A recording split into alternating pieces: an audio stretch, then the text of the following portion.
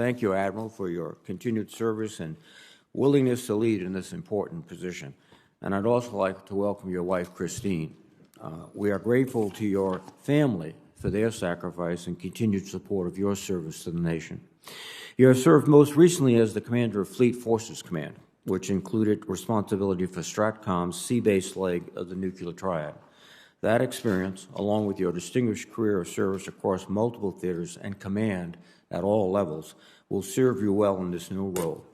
I would also like to note that you were born in Newport, Rhode Island, and are a native of Middletown, Rhode Island, which makes this a very pleasant experience. And as we consider this nomination, we must keep in mind that the United States is engaged in a strategic competition with China and Russia. These near-peer rivals do not accept U.S. global leadership or the international norms that have helped keep the peace for the better part of a century. This strategic competition is likely to intensify due to shifts in the military balance of power and diverging visions of governance between China and Russia and the West. This competition is also unfolding amidst a global pandemic, climate change, and the emergence of highly disruptive technologies. Further, the Defense Department must continue to recruit and retain high-caliber individuals while restoring readiness and pursuing new high-end capabilities for the force. The interconnected nature of these challenges will drive how the Department and the military services adapt to achieve their missions. Admiral Grady, if confirmed as Vice Chairman, you will be working closely with the Chairman of the Joint Chiefs of Staff, General Milley, to address each of these issues, and I hope you will share your views on them with the committee. In addition, as Vice Chairman, you will serve a key role in the interagency process that often requires working closely with senior policymakers within the Department and at the National Security Council on critical national security issues. In light of the strategic challenges I referenced earlier, the committee looks forward to hearing your thoughts on the effectiveness of the interagency process. Finally, the Vice Chairman is assigned a number of specific responsibilities within the Department. First, the Vice Chairman oversees the Joint Requirements Oversight Council, the JROC, which reviews requirements for acquisition programs to ensure they are reasonable and necessary. Second, as a senior member of the Nuclear Weapons Council, the Vice Chairman plays a central role in ensuring the U.S. safely maintains its nuclear weapons stockpile. Lastly, the Deputy Secretary of Defense and the Vice Chairman often partner to lead the Department in addressing policy challenges that require the integration of civilian and military expertise and perspective. I look forward to hearing how you will prioritize and execute each of these critical functions if confirmed as the Vice Chairman. Thank you again for your willingness to serve our nation, and I look forward to your testimony. And now let me recognize the ranking members that are in hall. Thank you, Mr. Chairman. Admiral Grady, thank you for your decades of standing watch over our security and for your continued willingness, as well as your family's willingness to continue your service in this direction.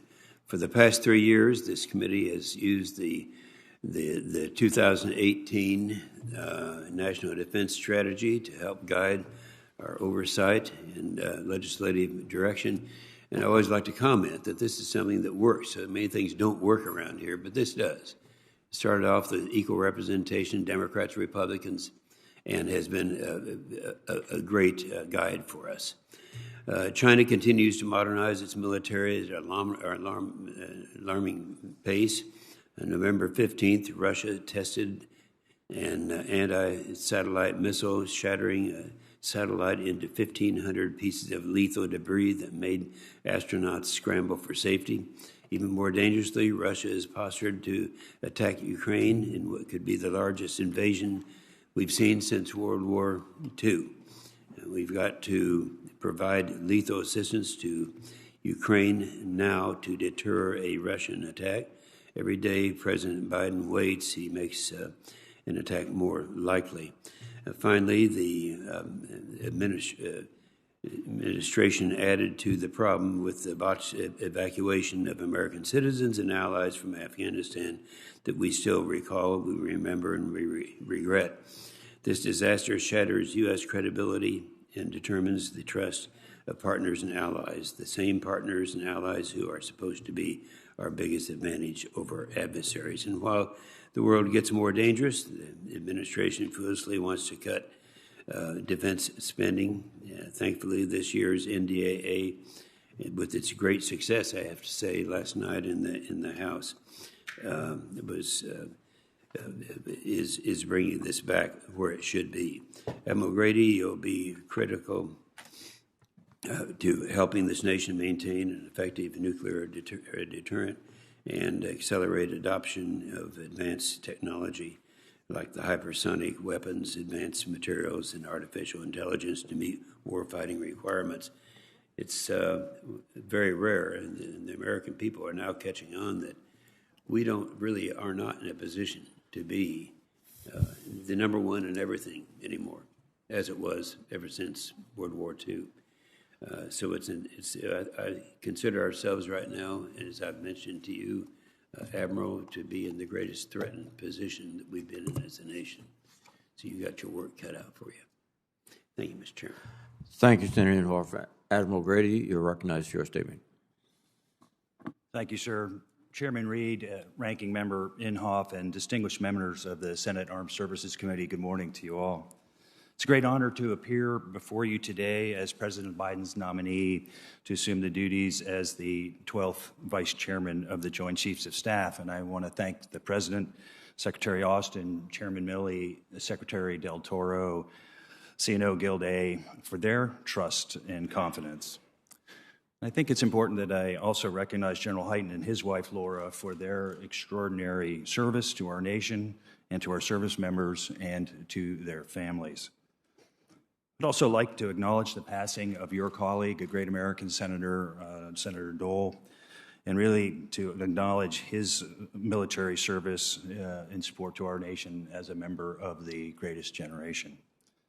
And of course, I want to thank all of you for your stalwart support for our soldiers, our sailors, our airmen, our Marines, our Coast Guardsmen, and our Guardians who defend our nation at home and abroad, far forward, around the world every day.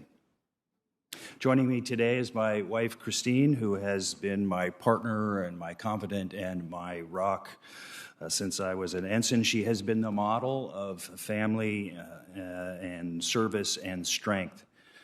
Service and strength to those families, to the communities we serve, and indeed to the nation. And I would say that Christine is also the singular reason that our three sons, Nick, Luke, and Paul, who could not join us today, are indeed the men that they are, men in whom I am very proud, and men who always step up to their responsibilities as sons, husbands, and citizens.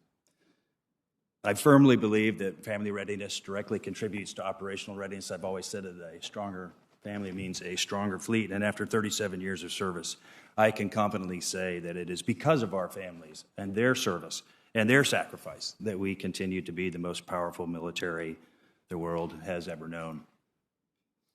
I truly appreciate this committee's leadership in this new era of strategic competition in an extraordinarily complex and dynamic environment where we are faced with overt challenges to the international rules-based order and our national security in every domain, from the seabed to the space to cyberspace, the land domain, the air domain, and all. In this, we compete alongside our allies and partners every day in a multi-world, a world that is multi-regional, multilateral, multi-domain, multi-vector, multi-phase, multi-level, and multi-authority. And it is the speed of information, the arsenals of sophisticated asymmetric, conventional, and nuclear weapons, and the destructive ability of our competitors to attack below the threshold of armed conflict that have changed the character of that competition. And so now, more than ever, global integration is essential, and integrated deterrence in those multi-domains, leveraging all elements of national power across the whole of government and with our allies and partners is absolutely critical. And here I would say that there is no such thing as a fair fight. Our competitors are moving fast, and we must move faster. I have always viewed things through two lenses in my 37 years, the fleet and the foundry. The fleet is the fight and how we integrate into the joint force, and the foundry is what enables that fight. And I believe that speed and urgency are required in both. And we will get faster by leveraging our competitive advantages. First, our unrivaled industrial base that I believe truly is born of our innovative and open society. Secondly, our many allies and partners with whom we are stronger together. And third, our servicemen and women who are always resolute, ready, and lethal on arrival. They truly are the center of the universe. So if confirmed, I look forward to working with this committee and the Congress, senior leadership in the Department of Defense, the interagency team, industry, and our allies and partners to ensure that the center of the universe never goes into a fair fight. Once again, I am grateful for the opportunity to appear before you today, and I look forward to your questions. Thank you, Admiral. Admiral, I have a series of questions that are required for all senior nominees. Please respond appropriately. Have you adhered to applicable laws and regulations governing conflicts of interest? Yes, Senator. Have you assumed any duties or taken any actions that would appear to presume the outcome of the confirmation process? No, Senator. Exercising our legislative and oversight responsibilities makes it important that this committee, its subcommittees, and other appropriate committees of Congress receive testimony, briefings, reports, records, and other information from the executive branch on a timely basis. Do you agree, if confirmed, to appear and testify before this committee when requested? Yes, Senator. Do you agree, when asked before this committee, to give your personal views, even if your views differ from the administration? Yes, sir. Do you agree to provide records, documents, and electronic communications in a timely manner when requested by this committee, its subcommittees, or other appropriate committees, and to consult with the requester regarding the basis for any good faith delay or denial in providing such records? Yes, Senator. Will you ensure that your staff complies with deadlines established by this committee for the production of reports, records, and other information, including timely responding to hearing questions for the record? Yes, Mr. Chairman. Will you cooperate in providing witnesses and briefers in response to congressional requests? Yes, sir. Will those witnesses and briefers be protected from reprisal for their testimony or briefings? Yes, sir. Thank you very much, Admiral. Admiral, you're assuming a tremendously important role, if confirmed, in our Defense Department. One of the significant roles is the chair of the Joint Requirements Oversight Council, which will put you in a position of help us deliver rapidly the most appropriate new weapon systems for the forces.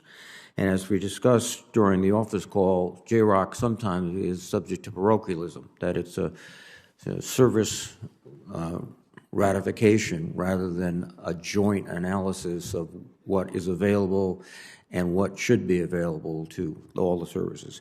And if confirmed, what actions will you take to ensure that the joint view overcomes the parochial view? Yes, sir. The JROC is one of the key mechanisms and duties that I will fulfill if confirmed as the vice chairman. And I believe it is perhaps one of the most important things that happens in the Pentagon. And building on the momentum set by my predecessors, especially General Selva and General Hyten, I think that the key to the JROC is that it is threat and risk-based, and that we move beyond validating, as you say, a certain system, but addressing threat and risk-based gaps to ensure that the best system is brought forward and not necessarily the best widget. And so if we go from a threat-based perspective to close those gaps, and then we work to go faster, I think we will achieve the true potential of the JROC. In that regard, the services have obviously interests that they zealously guard.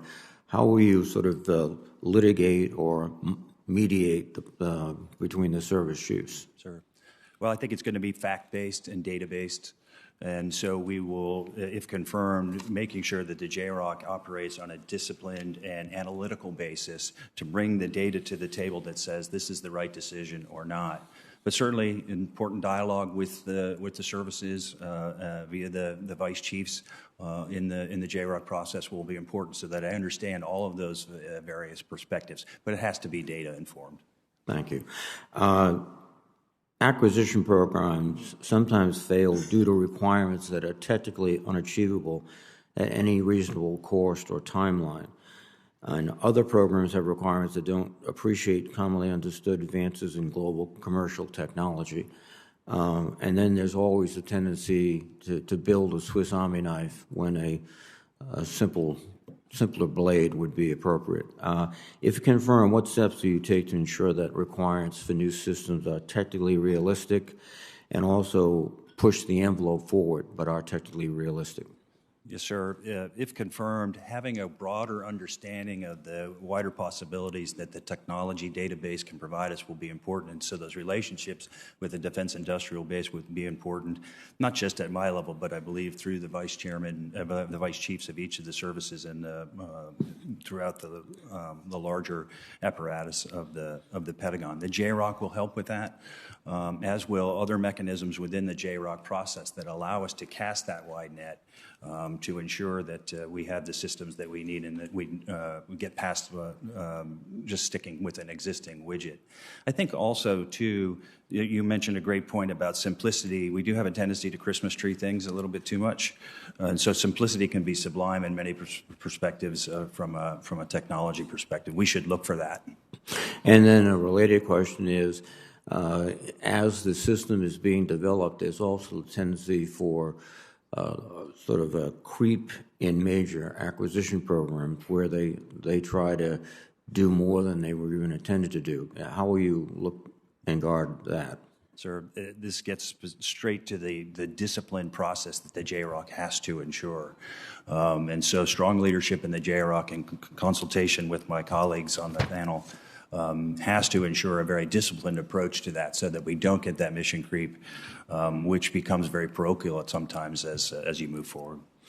And one, at least perspective on the future is that the real differential will come with artificial intelligence, quantum computing, not simply the physical platform. And do you anticipate being able to develop platforms that can quickly adapt to changing software, changing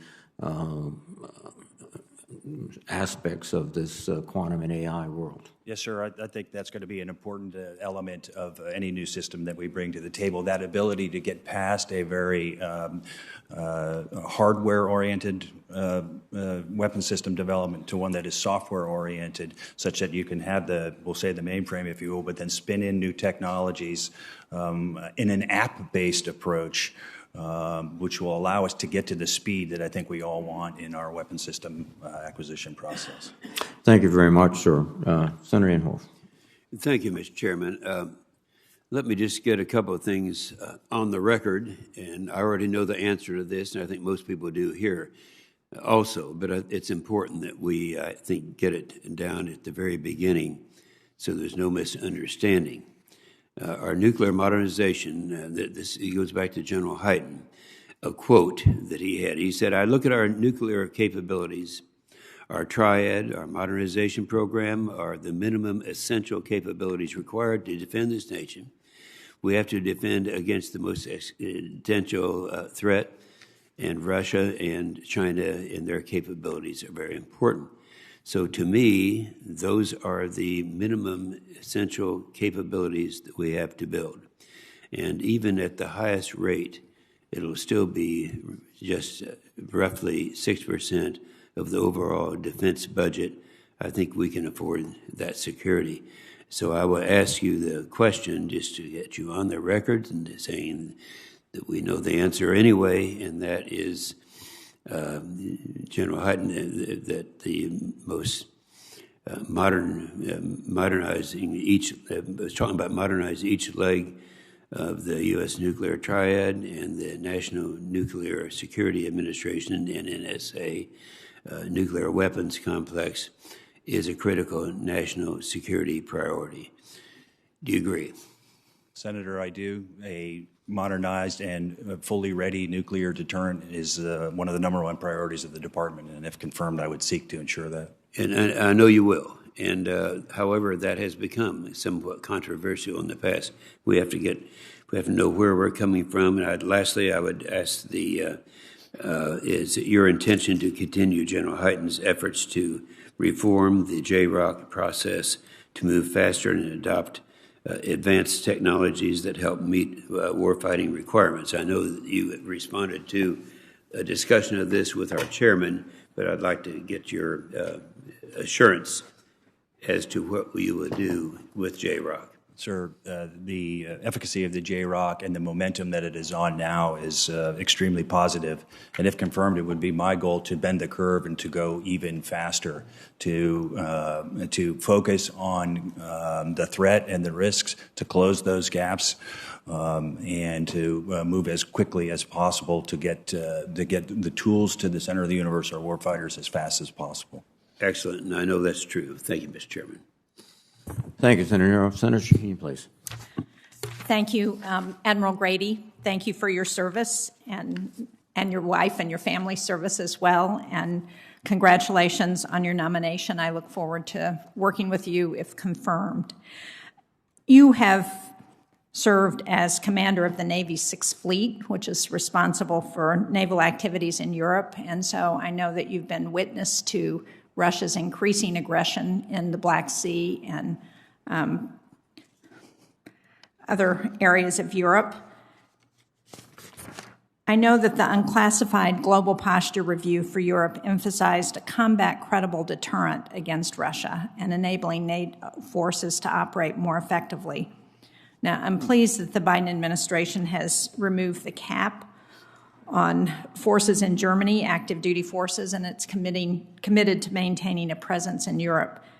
But as I talk to some of our European allies, one of the things they have been pressing for is more U.S. forward deployed troops in Europe. Do you think that's something we should be considering now, and how do you view that in the long term? Yes, Senator. I think our posture and presence in Europe is very, very important. And we should listen to our allies and partners insofar as we want to work with them and be stronger together. And so I think as part of the Global Posture Review, it's important that we balance all of those requirements and where we need to operate. I know I would tell you that as the Sixth Fleet Commander, you mentioned my very best day was when I had a ship in the High North, a ship in the Baltic, a ship in the Black Sea, a ship in the East Med, and on a really good day, I may have had one in the Gulf of Guinea. That's challenging, as you know, but that gives the President and the Secretary of Defense many options to work with our allies and partners and to pursue our objectives with NATO and in Europe. Thank you. As you know, we have a Women, Peace, and Security Act that has been in the process of being implemented since it was signed in 2017. As you think about your experience, how have you seen women's participation in the military positively affect what our goals are, particularly in places where it is women like the Middle East, where women are very important as we're talking to populations in communities that are reluctant to speak with men? Yes, ma'am, a very important issue. I think a very important issue that advances the cause of democracy, too. My own personal experience, first within the Navy, my first ship, the USS Cole, was an integrated ship. I can just offer to you that having 51% of the brains eligible to serve in the military for us really helped make the Navy better. And I think that idea that we can bring everyone to the table, especially our mothers, our daughters, and our sisters going forward, just makes us stronger. And so the initiative that you spoke of is one worthy of support. Well, as you know, most regional and functional combatant commands have hired full-time gender advisors to integrate gender perspectives into our planning. And I just wondered, if confirmed, how will you implement Women, Peace, and Security within the Joint Staff? Yes, thank you. The role of a gender advisor is a way to attack a very significant issue, and if confirmed, I look forward to leveraging those advisors who can make me think better and smarter about the issues that you raise.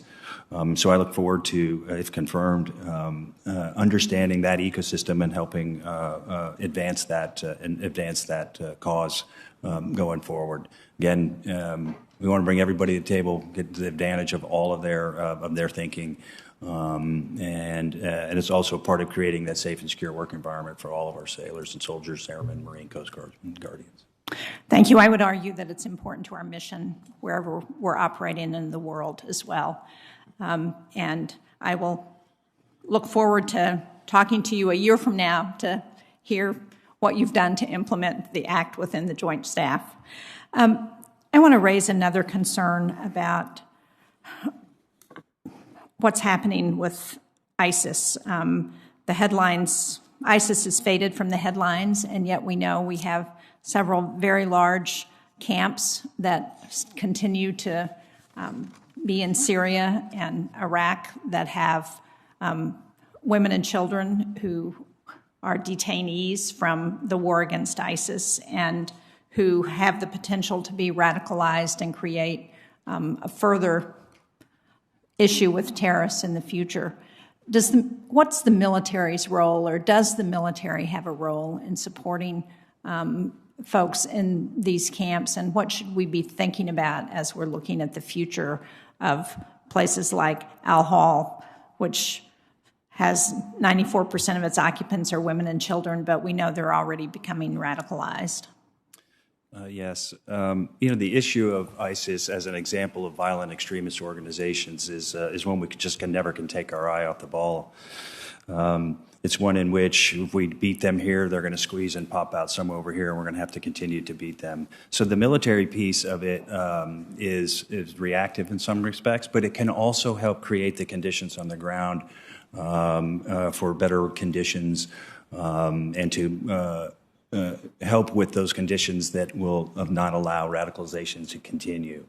So I think the military has a role in that. We need to beat them first, and we do that, and then help create those conditions on the ground that are safe and secure such that radicalization doesn't occur. Thank you. My time is up. Thank you, Mr. Chairman. Thank you, Senator Sheen. Before I recognize Senator Fisher, since a quorum is now present, I ask the committee to consider 3 civilian nominations and a list of 1,772 pending military nominations. First, I ask the committee to consider the nominations of Mr. John B. Sherman to be Chief Information Officer of the Department of Defense, Mr. Ashish S. Vazirani to be the Deputy Undersecretary of Defense for Personnel and Readiness, and Ms. Carrie F. Ritchie to be General Counsel of the Department of the Army. Is there a motion to favorably report these nominations to the Senate?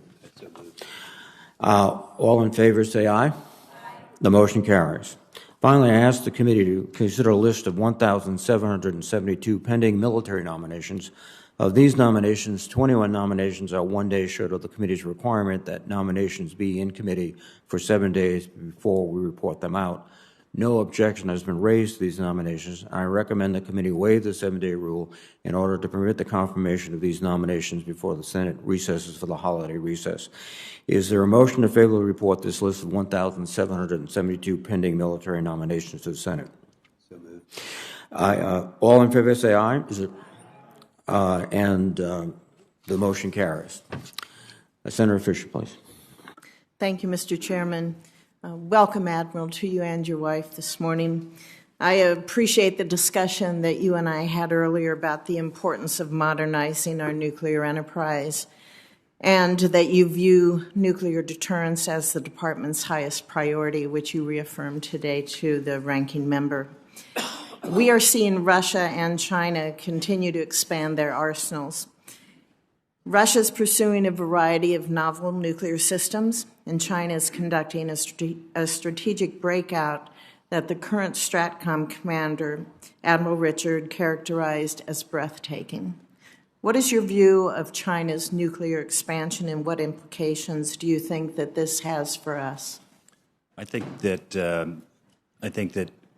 China's breakout, as Admiral Richard has called it, is indeed spectacular and indeed breathtaking. And so, therefore, we need to be postured to address that issue. We need to think about how we would proceed with deterrence, particularly deterrence now against 2 peer competitors and who need to be deterred in 2 different ways. And deterrence then, I think, builds on that strong nuclear triad that we just talked about. And so the modernization of the nuclear triad will be the underpinning of that deterrence effort against two nuclear competitors. Overall, do you believe that the growth of Russian and Chinese nuclear arsenals reinforces the need to modernize our nuclear deterrent, including each leg of the triad? Absolutely, I do, Senator. And we need to have that responsive, flexible, and survivable triad across the three legs if we're going to meet the challenges of two nuclear peer competitors. You know, we continue to hear calls to pause or to defer modernization programs despite repeated testimony from STRATCOM commanders and others that there is no room for additional delay. Last year, Admiral Richard testified that, quote, many of the modernization and sustainment efforts necessary to ensure deterrence viability have zero schedule margin and are late to need, end quote. Can you give us your view of the modernization schedule? I know you're particularly familiar with the need to replace the Ohio-class submarine. Yes, ma'am. I agree with Admiral Richard in that there is no more margin to surge. Service life extension programs across the nuclear triad kind of tapped that ability out now, and so now it's time to move forward. Speaking to the Ohio-class submarine, we have service life extended them, I think, to the extent now where it would be a challenge to do it any further. Just look at hull strength as an example. We can't go past the physics of metallurgy at some point. So at any rate, I think if you look at just the Ohio-class SSBN as an example, there's no more margin left in terms of service life extension. Senator King and I, along with Senator Shaheen, we were at Minot earlier this year, and we looked at the maintenance work that has to be done on the 1970s era ICBMs that we have. These are remarkable systems. They have lasted a long time, but as you just referenced with submarines, things don't last forever.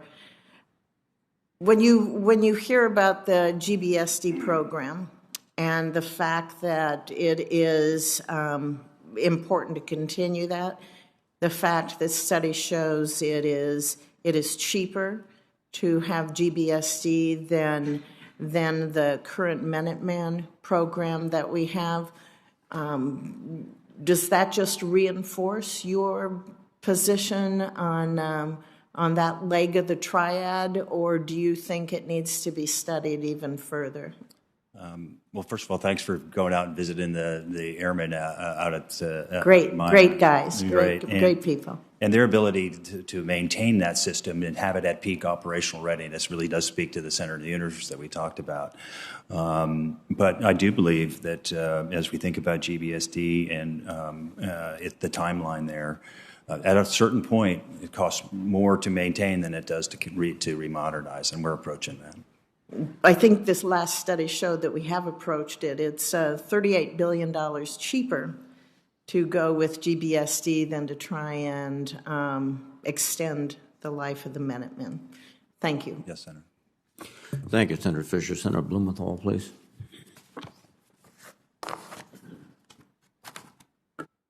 Thank you, Mr. Chairman. Thank you, Admiral, for your service and your family as well. And thanks for the conversation we had not long ago. And I am delighted that you share my commitment to making sure that we maintain our superiority in undersea warfare, and that we continue not only with the Ohio-class replacement now being built at Electric Boat, the Columbia-class, but also the Virginia-class attack submarine, 2 submarines a year, which is vital to maintain that superiority. And I hope you continue to agree and perhaps visit Electric Boat. Senator, I certainly do agree. As we look across all of the domains, the undersea domain is one that I think we still have a significant superiority in, and we want to maintain that and maybe even build it even better. I have been to Electric Boat several times, both in Quonset Point and in Connecticut, and It's spectacular what that defense industrial base can do, and I applaud the efforts of the folks at the Electric Boat for what they're doing. Thank you. I want to talk a little bit about a topic that may not be covered by anyone else here, the Afghanistan evacuation and settlement efforts, which very much involve the military. Although we have no military presence in Afghanistan, there are somewhere between 30,000 and 50,000 guests, as they're called now, on our military bases. I recently visited Quantico, Virginia.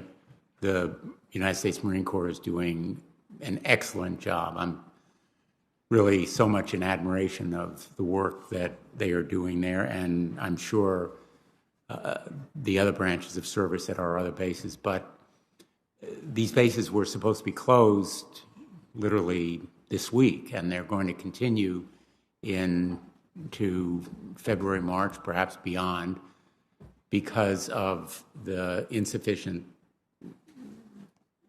support for the resettlement efforts. And fortunately, we will see more resources going into it. But I'm also concerned about the evacuation of our at-risk Afghan allies, interpreters, translators, security guards, drivers, all the people who stood by us and helped protect our troops, and diplomats. I've called for an evacuation czar because I've found that there was and remains a lot of insufficient coordination, even finger pointing. Could you give me your views on whether we should be doing more, as I believe, to help with evacuation efforts through charter flights and resources that the United States still has there, even though we have no military or diplomatic presence? Thank you, Senator. I think, first, thanks for going down to Quantico and seeing the team down there. They are doing really good work, and I think it's that type of work under General Van Herk's leadership is one of the things that the military does very well, logistics and movement and that kind of thing. And so, if confirmed, I would look forward to working with General Van Herk to finish that mission.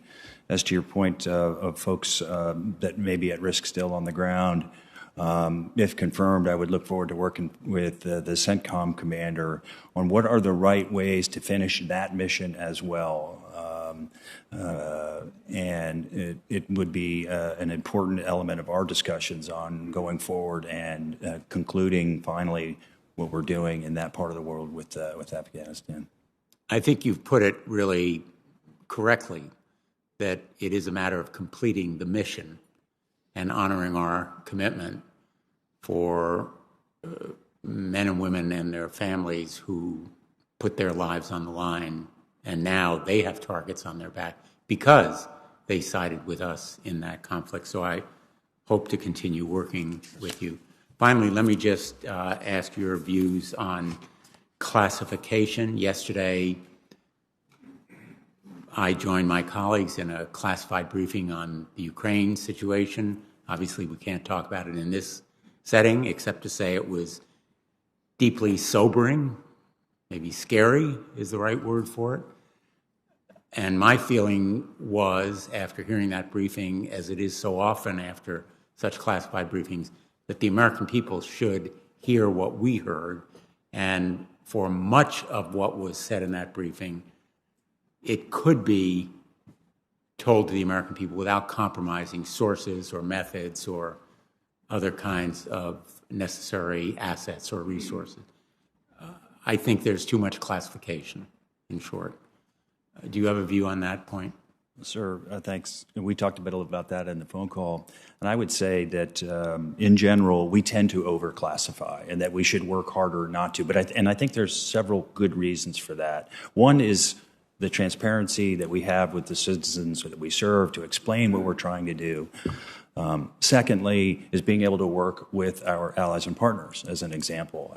My Second Fleet commander, his deputy is a Canadian officer, and sometimes I have to ask him to leave when we are talking about what we're doing in the Atlantic. And so we're working very hard to overcome those barriers. And I think the third reason is that type of classification, when things are overclassified, prevents us from integrating and synchronizing better because there are artificial barriers that we put up in our way.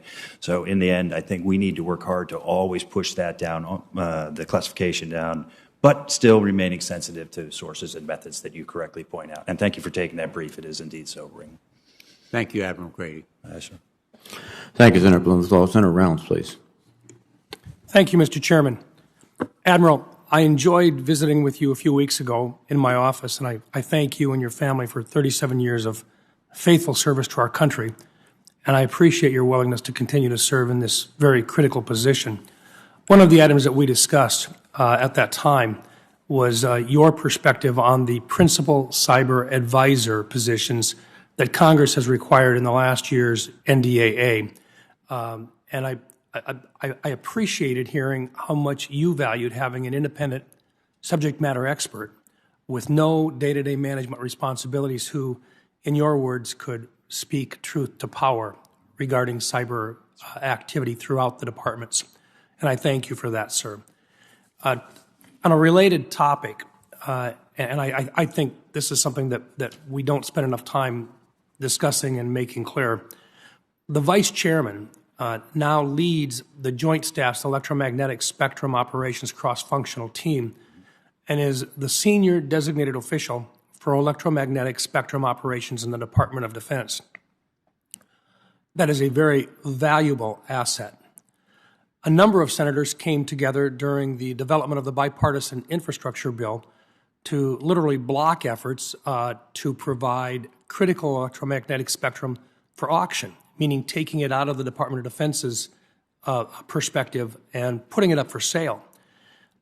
So far, a number of us have succeeded, but there have been additional legislative threats to DoD's spectrum in the 3100 to 3450 megahertz band. The reason why I ask this question is I think it's important if you could share with this committee in this recognizable, unclassified forum how you would view an attempt to auction spectrum in this band with respect to maintaining the capabilities that keep this country safe every day, recognizing a lot of people out there think that spectrum should be made available for telecommunications for everybody, and yet it is critical that the Department of Defense maintain a certain amount of this spectrum in a very, very specified area. Can you give us your views on that and how you would go about sharing with other members of the United States Senate and House how critical this is? Yes, sir. Thank you for taking the time to meet with me. I very much enjoyed that discussion. We talked a little bit about this. The management of electromagnetic spectrum to the Department of Defense is absolutely critical. We operate in there. We have critical activities that we do within that spectrum and within that domain. I think what you want from us, sir, is to be able to come forward to you and lay out the risks and the challenges of sell-off. And to do it in a data-based and in threat-based way so that we go into that very significant policy decision well-informed as to the challenges and risks that it might impose on our sailors and the center of the universe and the soldiers and airmen and that going forward. So we need to bring to you the arguments for or against, pros and cons, so that we can make a very threat-based, informed discussion. It's a significant issue, though, for sure. One of the challenges, and I think Senator Blumenthal mentioned it, is the overclassification of information. Would you commit to providing a classified brief to the members of this committee and members of other key committees to discuss the danger of taking such actions without a very stringent approval process? Yes, Senator. Thank you. Regarding the revision of the National Defense Strategy, I wonder if you could comment on the force sizing construct. Two major planning assumptions have been overcome by events, and now they seem to be critically flawed. The force sizing construct to fight one war at a time, and the planning and investment in capabilities geared for short wars. I know this strategy was driven by affordability, but in my view, this probably does not make strategic sense now, given the activity investments, and behavior of China and Russia. How do you see this issue? I think as we look forward to that force sizing construct that you call out, it has to be one that is informed by current conditions and current threats. So, if confirmed, I would look forward to being a part of that discussion. But certainly, the world gets a vote. The enemy gets a vote, and how we look forward to sizing the force. It will be a balance of capability and capacity. It will be a balance of being there when we need to be there. So we need to bring all of those things together based on the current situations and indeed the projected situation that we see in the future. Thank you. Well, Admiral, the position that you have been nominated for is critical, and it is time sensitive that we move forward in filling this position. I think you're the right person for the job. I look forward to supporting your nomination, and I would hope, Mr. Chairman, that we're able to move forward as quickly as possible in filling that position. Thank you, Senator Rounds. Senator Kane, please.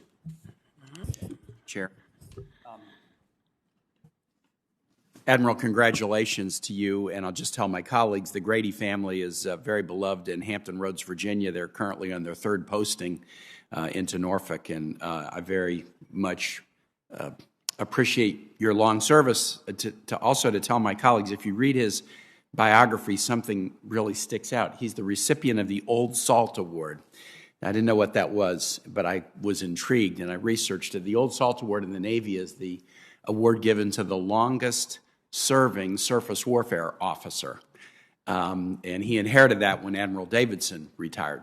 So that's just an additional tribute to the years of service and your longevity in serving the country. Admiral Grady, Senator Wicker and I, we've been engaged in a months-long debate with the DoD about moving forward with block buy of the LPD and LHA amphibious ships. This block buy was authorized by the FY21 NDAA and also by the Defense Appropriations Bill. As you know, block buy provisions often yield significant savings in the past, but the Department has stalled on the block buy and cited a desire to, quote, undertake an additional study of amphibious ship requirements. Senator Wicker and I asked the Marine Corps if their amphibious ship requirements have changed in recent months, and we were told that they had not. So I'm a little bit unclear what agency is participating in this review. As we continue to study the requirement that the Marine Corps states has not changed, China is moving forward with the construction equivalent of a class of warships similar to the LPD and LHA. They're Type 71 and 75 classes, respectively. So at least China believes that this class of warship isn't obsolete. In your current role as Fleet Forces Command, have you been involved in any recent studies on the number or overall requirements for the LPD and LHA amphibious ships? And are you aware of any developments that would suggest we halt or slow construction of this class of amphibious ship? Sir, a couple issues there. The first is the block buy is a really efficient way to generate that demand signal to the defense and industrial base, and as you say, is a very efficient way to go. So I thank the committee's support for that. Amphibious warships and the renaissance that's underway in amphibious warfare now is growing and palpable, and so the naval integration between what the commandant and the CNO are trying to do has a lot of momentum right now going forward. Those are great ships that you talk about. They do provide amazing capability and capacity to the fleet commanders and to the combatant commanders going forward. I think the level of discussion right now between the CNO and the commandant, of course I wouldn't want to speak with them, but if confirmed would like to be part of that dialogue. But I think the discussion there is how do we take that all the tenets of naval integration and push forward, particularly as we bring our Marines out of the desert and bring them back aboard ships, and what will that look like? What is the force generate? What are we going to force generate going forward? And this question about how many amphibs that we need, particularly the big decks, will be essential to part of that. So if confirmed, look forward to being a participant in that discussion. I look forward to working with you on that one. Your role as Vice Chairman has a lot of different important components, and one is you had the Council on Oversight of the National Leadership Command, Control, and Communications, or NC3, and that's commonly referred to as the fourth leg of the nuclear triad. Have you participated in exercises using the NC3 system, and give us your assessment on its, is it robust enough, or do we need to do more to make that system robust, protected against cyber attacks, et cetera? Yes, Senator. I do agree that the NC3 could be very well considered the kind of the fourth leg of the triad. As you know, I am the Navy's component to STRATCOM, so all of the SSBNs and the take charge and move out aircraft work for me, and so I'm very, very involved in the NC3 dialogue and discussion that is going forward. Just 2 weeks ago, I concluded my 6th Global Lightning, Global Thunder exercise, in which we exercise NC3 across the nuclear triad. I think I agree with the STRATCOM commander, and if confirmed, would look forward to working with him and the DepSecDef for that matter on this issue. And that is that across the 200 or so systems that we have, it's working, but it could be better. And but it is safe, secure, and reliable now. But we need to think about taking it into the future against the threats in all domains, including cyber. And so, again, if confirmed, I would look forward to working with DepSecDef and the STRATCOM commander to ensure that happens. Thank you very much. I yield back, Mr. Chair. Thank you, Senator Kane. Senator Cotton, please. Admiral, welcome, and thank you for almost 4 decades of service to our nation. As you know, based on our conversation before your hearing, I'm very concerned about the military's culture and what I see as a lack of focus on warfighting. The state of professional military education is one of my top concerns. In September, 2 War College professors wrote an op-ed in City Journal that said, quote, "War colleges no longer teach warfighting." This is consistent, unfortunately, with cautions I've heard from field grade officers and War College students who warn that war colleges care more about academic accreditation and growing junior foreign policy wonks than about building war-winning leaders. These students have expressed their frustrations and fear that we're in danger of ceding what they called intellectual overmatch to Russia and China.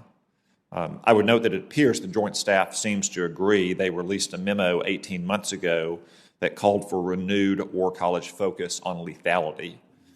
These 2 professors, though, claim that this guidance has since been, quote, lost in a maze of bureaucracy. Could you talk to me, Admiral, about your plans to implement the findings of that memo? Senator, thank you, and thanks for the discussion a couple of weeks ago. First, I'm a big fan of joint professional military education.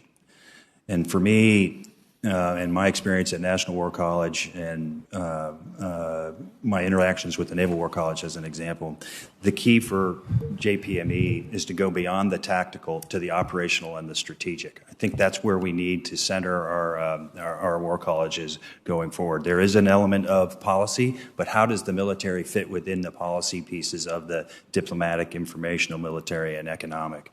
But the real power of the war colleges and JPME writ large is to ensure that we bridge that gap from the tactical to the strategic. So if confirmed and going forward, I would look forward to working with the services to discuss that to ensure that there's the appropriate focus on war fighting and lethality. Thank you. Could I get your commitment to follow up on a progress report on that by May? Yes, sir. Thank you. You know, when I first ran for office, I guess it's almost 10 years ago now, a nice elderly lady asked me if I was the one who had gotten out of the Army not too long ago. And I said yes, and I was running for Congress now, and I said yes. And she said, "Why would you leave the country's most respected institution for the country's least respected institution?" I wish that wasn't the case about Congress, but I've always been proud that it is the case about our military. Therefore, I viewed with alarm the annual Reagan National Defense Survey, which recently found a staggering 25% collapse in American trust in the military. And in the past 11 months, my office has fielded hundreds of concerns from service members across the services who say they believe that senior DoD leadership has been politicized in inappropriate and unprofessional ways. Their complaints include, and these are their words, not mine, 1, counter-extremism training that draws blanket condemnation of troops who privately hold conservative views. 2, training to fight things like the weather rather than China's growing military. And 3, so-called diversity training that has taken on blatantly political, even racist tones, including forcing service members to segregate themselves by race or promoting based on skin color, sexual orientation, and gender rather than operational excellence and achievement. Do you think it's fair to say that some of these policies, which are quite controversial, have contributed to that 25% decline in trust in our military? Sir, I too am disappointed and alarmed by that number.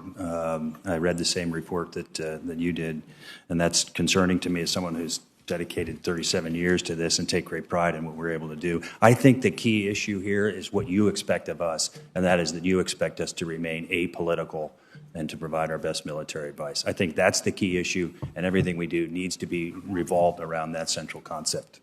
Well, Admiral, what we've consistently heard from many of those service members who have reached out to us is that they feel they are being presented with highly politicized training modules. They voice their concerns or objections, and then their chain of command will accuse them of acting in a political fashion. So they find themselves in a catch-22. Let me give you just one example of something that seems a bit strange to me. Marine Base Quantico recently posted a job listing for a diversity, equity, and inclusion officer for a salary of $144,000 a year, more than triple the median household income in Arkansas. Also close to what a base commander makes. I mean, do you think that we should be paying $144,000 to a diversity, equity, and inclusion officer at Quantico? Is this the kind of thing that might cause Americans to lose confidence in the priorities of DoD leadership? Don't have the context for in which that billet was advertised. I do think we need to have important discussions about things like that. To the pay scale, I really can't comment on what that job is being asked to do. But again, I think the idea that you need from us is to be apolitical. And I want to go back to something you mentioned in your preamble there, sir, if I could, and that was that the concern on the part of the members who have communicated with you that they could not voice their views. I think the role of commanders is to create that open dialogue and have that ability to discuss things, and that there should be no reprisals for that kind of thing. And so going forward, we need to make sure we have that environment, the safe environment where people can have that open dialogue and that discussion. Yeah, my time's expired. I will just say that what we expect of you and all of the senior military leaders is to address these cultural challenges. We also have spoken before the hearing about my concerns on the surface Navy and its cultural challenge in the report that I released with Congressman Gallagher and a few other Navy veterans. We can write laws in this institution, we can pass budgets, but no organization can thrive and make real change without dynamic leadership. That's why they always said leadership was the most important element of combat power. So we're counting on you and other senior leaders to help address some of these cultural challenges and hopefully win back the quarter of the American people who said they've lost trust in our military. And that's what I expect to see, and that's what we'll be monitoring in the years ahead. Sir. Thank you, Admiral. Thank you, Senator Cotton. Senator King, please. Thank you, Mr. Chairman. I just want to reemphasize the line of questioning that Senator Kane began with, and that is nuclear command and control. We always talk about the triad. I think it's a quad. Without the modernization of nuclear command and control, and not only modernization, but ongoing modernization, because the cyber threat is constantly evolving. Without that modernization, the rest of the triad could be rendered useless and therefore not credible and therefore not a deterrent. So I hope you will focus very intensely on the upgrades necessary to command and control systems. I think you've said that that is your intention, but please reiterate it for me. Yes, Senator, absolutely. What we see in the cyber domain across all of our weapon systems has to be addressed. And so we talk a lot about being able to defend our networks. The ultimate network to defend is the NC3 network, and we're going to have to be able to do that in cyber. So if confirmed, it would be a high priority of mine to continue the momentum started to do that. Thank you. I just returned this morning from the Norwegian Embassy on a conference on the Arctic. And one of the issues that came up was the UN Convention on the Law of the Sea. In 2007, the Russians, there's a famous picture of the Russians planting a Russian flag at the North Pole under the Arctic Ocean. And to me, it symbolizes our failure to be at the table when we're resolving disputes with regard to the maritime domain. Is it your professional military opinion that it would be in the national interest of this country to accede to the law of the sea treaty? It is, Senator. Thank you. And I hope the record will show how readily you answered that question. I didn't have to pry it out of you. I think it's very important, and I think it's something we should bring up before this body once again, because our national security is being compromised, whether it's the South China Sea or the Arctic or other areas in the maritime area. Now, one of your roles will be as the chair of the Joint Requirements Oversight Council, the JROC.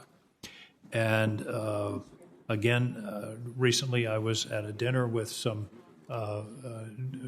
prominent figures in the technology field, and they pointed out that because of the length of time it takes to develop our weapon systems, they are literally obsolete the day they go into service. In some cases, they're years out of date. I know that we're always focused in the procurement area on money and on cost, but talk to me about the importance of time. If the technology is advancing so fast today that if it takes a dozen years to develop a new airframe or a new maritime, a new ship or a new weapon system, we're sunk. Not to use the naval term, but time has to be an essential part of this process. Absolutely, sir. I'll just use a Navy term, speed to the fleet. You don't, as you say, you don't want to take forever to get it to the sailor. So I think there's several things that we need to do. First, although I would offer to you is, if confirmed, speed will be and urgency will be part of the JROC process. And in this, I believe I'm building on the great momentum that General Hyten and General Silva set for the JROC. I think one of the challenges, though, is that we're risk averse.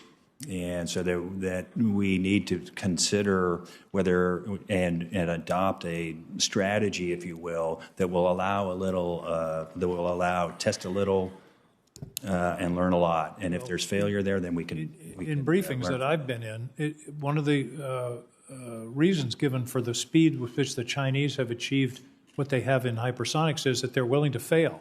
Mm-hmm. They're willing to run tests and learn from failure, and we seem to be, as you say, risk averse and therefore much slower in our development process.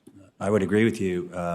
That risk aversion, I think, was born of a period of time, perhaps in the late 90s, early 90s, when we didn't have any peer competitors. That's not the case now. So we have to be able to fail to learn faster. Failure doesn't mean malfeasance or laziness or any of that, but it means iterating and going faster. One other area I want to hope you will emphasize is that I think, frankly, we've been slow on is directed energy. We have a very expensive missile defense infrastructure that's designed to hit a bullet with a bullet, and those bullets cost tens of millions of dollars. Do you believe that directed energy is a promising technology that should be pursued more aggressively? I do, Senator. As you correctly point out, that's a terrible exchange ratio for us. And if we can get to the point where a drop of fuel means a bullet, that's where we need to be.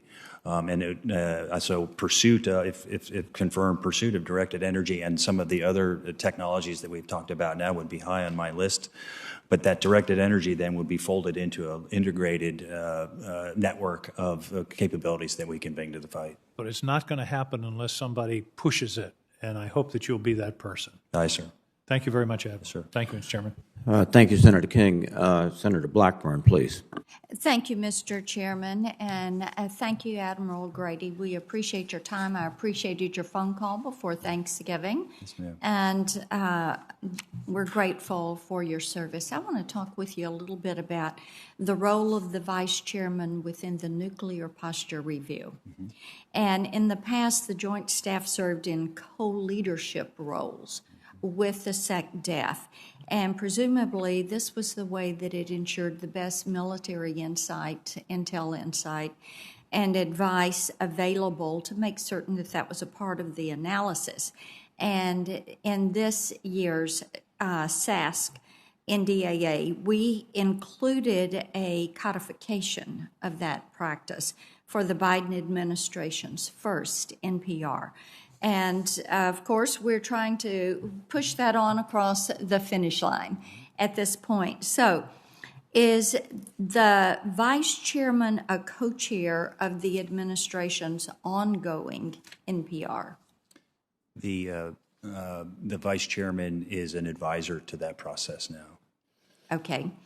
And according to a Pentagon press briefing that occurred last month, the DoD will conclude its NPR early next year. Is that accurate? I believe so. Okay. And if confirmed, do you believe that you will have adequate time to contribute to the NPR? If confirmed, I believe I will have an opportunity to help shape the NPR going forward. I've had a little bit of that opportunity as the commander of the Naval Forces piece, but I look forward to being part of that process going forward. Do you think that we should change the pace and the time of the NPR and do it more frequently? I think it should be conditions-based. I think the timing and tempo of many of the policy reviews seems adequate to me right now. However, the world gets a vote in those kind of things, and I suspect that should there be large-scale changes in the international security environment, we would then go back and look at the seminal documents that we have that guide our thinking. And do you think the aggressiveness of China in this field, the work that they are doing in hypersonics, the aggressiveness of Russia, would mean that we would need to change time and tempo? It could. I think that as the two peer competitors, particularly in the nuclear space, that we have to spend a lot of time focusing on their intentions and what they're doing going forward. And certainly deterrence, as an example, with two nuclear competitors is different than that with one, which is why the current NPR that is coming forward is such an important document, and I think well-timed based on what we're seeing with China. Well, I do think that it is, and when we talk about terms like no first use and sole purpose, that enters into that, and it is of concern that our nuclear capabilities are at their lowest since the early 60s, when we first began fielding a triad, and all of the systems that comprise our nuclear forces are decades past their intended design lives, and we are currently the only nuclear-armed country without the capability to produce a single new nuclear weapon. So do you believe the current program of record is sufficient to support the full modernization of our nuclear infrastructure? I do, and I thank the committee's support for that as we work for our way forward through modernizing the nuclear triad and all of the associated infrastructure that goes with it. So I thank you for your support on that. And well, talking about that associated infrastructure, what are your concerns with respect to DoD, but then also respect to NNSA and their capabilities? And NSA are fantastic partners within the DOE with the Department of Defense. They're kind of our battle buddies in this effort to modernize our nuclear triad. And so ensuring that we work closely together, that we're integrated in as we move forward to ensure that the infrastructure that supports that nuclear triad keeps pace. That will be, if confirmed, will be an important relationship that I would hope to seek with NNSA and with the larger nuclear enterprise. I have a couple of more questions for you on this, on infrastructure and recapitalization, modernization, but in the interest of time, I will submit those to you for written answers. Yes, ma'am. Thank you. Thank you, Senator Blackburn. Senator Warren, please. Thank you, Mr. Chairman, and thank you, Admiral Grady, for being here today. Congratulations on your nomination. Thank you. So in August, a U.S. drone strike killed 10 Afghan civilians, including 7 children and 1 employee of a U.S.-based NGO, after water containers were mistaken for potential explosives. Just a few weeks ago, you probably saw, the New York Times revealed that in 2019, the military covered up an airstrike that killed approximately 70 women and children in Syria and was flagged as a potential war crime. unfortunately, these are far from isolated instances. Independent watchdog groups estimate that in the past 20 years, U.S. air and drone strikes have killed thousands of innocent civilians in places like Yemen, Syria, and Somalia. And the true toll may never be known because of the difficulty of accurate reporting and the military's consistent underreporting. So let me just start with kind of a baseline here, Admiral.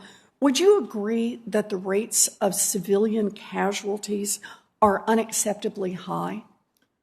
Senator, I would agree that civilian casualties under any circumstances are totally unacceptable and that you should demand from us better.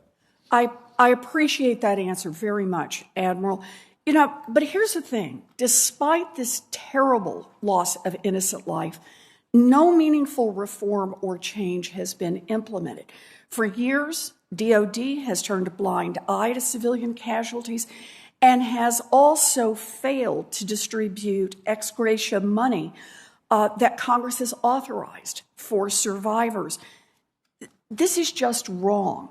And I don't know how we can continue to view a system that kills thousands of innocent civilians and simply accept it as a cost of doing business. Any system that does that, in my view, is fundamentally broken. Now, the New York Times also reported that DOD investigates reports of civilian casualties only when, and this is the quote, there is a potential for high media attention or concern with outcry from the local community or government. So let me ask you this, Admiral. Would you also agree that DOD investigating only high-profile or potentially newsworthy cases of civilian casualties is a barrier to meaningful accountability? I think the issue that you raise on accountability is one that you should hold us to the highest standard for. I'll give you my personal experience in that. As a strike group commander for 10 months in the Arabian Gulf, we dropped 1 million pounds of bombs. I had to explain every single one of those and whether they met ground commander's intent. That level of accountability is something that you should demand from us. And do you believe, based on that reform is needed to reduce the rates of civilian casualties caused by U.S. military operations? I think every civilian casualty is a tragedy, but it's very dangerous and hard work that we do, and we apply lessons learned each time to try to get better to forestall that. But again, hold us accountable and we'll fix it. Well, I appreciate that, Admiral, because that is the point. We need to get better on this, and it is about accountability. I've already asked this committee to investigate operations that result in civilian casualties and to suggest reforms that can prevent these tragedies. But you don't have to wait for us to act. The Pentagon has an opportunity to do exactly that without a specific mandate from Congress. So it can and should start that today. And I look forward to working with you on this. Thank you, Admiral. Thank you, Mr. Chairman. Thank you, Senator Warren. Senator Tillis, please. Thank you, Mr. Chairman. Admiral Grady, thank you for being here. Congratulations on your nomination. I want to talk a little bit about European posture with the circumstances in Ukraine or with Russia near Ukraine right now. It seems like we've got a hot spot there and a real clear and present threat. I know that we've worked on improving our European posture since the Russian invasion of Ukraine back in 2014, and I think we've got more work to do. We have the multi-domain task force in Germany, and I think we're reestablishing B Corps over in Poland. But what more do we need to do in terms of pushing resources in that region that seems to be continually under threat? And kind of curious about your anti-access aerial denial. What other priorities should we place there? And I guess in answering that question, we've got priorities in other points of the globe. So, how are you going to balance scarce resources? What would be your priorities when you're confirmed, and with respect to European posture, but also other threats that are equally concerning? The challenges in the European area of operations are significant, as you've pointed out, sir. And so I think the first thing we need to think about is working with our allies and partners there and leveraging the great strength that is the NATO alliance. We're certainly stronger together in that regard. The resource challenge that you discuss is strong, significant. Certainly the pacing threat is in China, and we need to then balance how we're going to address our presence and posture in Indo-PACOM and the challenges there with how we're going to balance those in Europe. So again, I think the key here will be a threat-based and resource-informed discussion, but then leveraging the flexibility and maneuver that we have as a military to leave us options to move quickly where we need to be. And I think a big part of that is working with our allies and partners. You asked me a question about A2AD. These challenges are significant. We could talk for a long time, I suppose, at a higher classification level in the Western Pacific, as an example. But to your point, in Europe, the Eastern Mediterranean is also a very challenging area to work, as is the Strait of Hormuz. And so, as the Vice Chairman and working within the JROC, it'll be a priority of mine to bring those and close those A2AD gaps and bring those capabilities to the force as quickly as possible in all of the AORs around the country. The East Med is an example to your question about EUCOM. I want to talk a little bit about NATO. The NATO 2030, there's some promise in there. They seem to reference China as a threat that our NATO allies and partners should take seriously. But what is your sense of NATO working with them? I get the sense, I have the pleasure of serving as co-chair of the Senate NATO Observer Group, and the sense that I get is that we still do not have a complete consensus among some of our NATO allies with respect to the threat of Russia. What can you tell me that would give me optimism that there is a growing sense of resolve that we all need to act and recognize the threat? In my dealings with my NATO partners, and I'll go back to my time as the Sixth Fleet Commander when I was Strike Force NATO, I thought there was a growing realization, particularly of the Russian threat and the challenges that we would need to meet as a NATO alliance and the strength of the transatlantic alliance that would be important to that. And to your question about a growing understanding of China and the threats that posed, I similarly felt the same. And so my dialogues at my level, and have confirmed going forward with the Vice Chairman of the UK and France in particular, will be to talk about what China is doing in their part of the world. Certainly, if you look at the One Belt, One Road initiative and challenges in Europe, or if you look at the 5G and Huawei and how that challenges what we want to do with our allies and partners, that growing realization is there, and I'm pretty confident that we can work together to meet those challenges. Thank you. I have some other questions I'll submit for the record, but thank you. I look forward to supporting your nomination. Yes, sir. Thank you, Senator Tillis. We are approaching a vote at 11:30, so I'd ask my colleagues to adhere to the 5-minute limit as much as possible. Senator Bruno, please. Thank you, Mr. Chairman.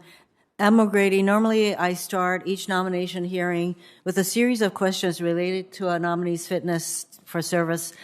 However, based on the severity of the ongoing water contamination crisis at Pearl Harbor, I'm going to submit those questions for the record. I'm not sure how familiar you or my colleagues are with the Red Hill Fuel Storage Facility, but it is a huge complex that I liken to the Hoover Dam. Red Hill has 20 massive underground fuel storage tanks built into the side of a mountain that holds 250 million gallons of fuel to support military operations across the Indo-Pacific. These tanks serve as a strategic war reserve in the event of crisis. Red Hill sits 100 feet directly above Oahu's aquifer, which is the source of drinking water for all of Honolulu and the surrounding area, threatening the safety of our clean drinking water. While there have been ongoing issues with leaks at Red Hill since 2014, a series of recent preventable accidents have led to the contamination of the Navy's water system and put the community at risk. At this moment, Around 100,000 military service members, their families, contractors, and other residents are impacted. Over 2,800 families have been displaced to temporary housing only weeks before the holidays, and thousands of others are being forced to use bottled water.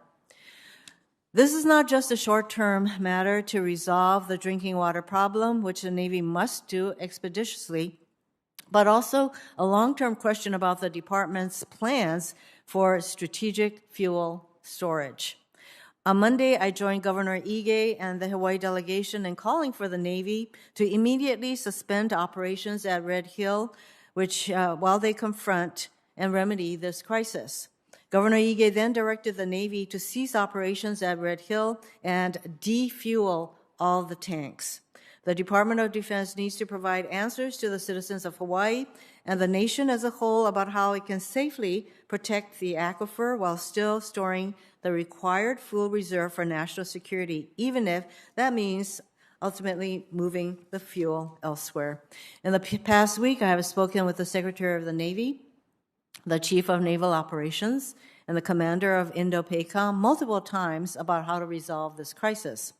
It is paramount that the Navy understands that Oahu needs safe drinking water. That is the top priority, and I will continue to work with the congressional delegation and the governor to do whatever is necessary to make that happen. Admiral, once confirmed, I'd like a commitment from you that Red Hill will be a top priority, both solving the short-term contamination issue and developing a credible long-term plan for the storage or for the strategic war reserve needs. I would also like your commitment to prioritize restoring the community's confidence in the military. You can imagine the community's confidence has been badly shaken by how the military has handled this water contamination crisis.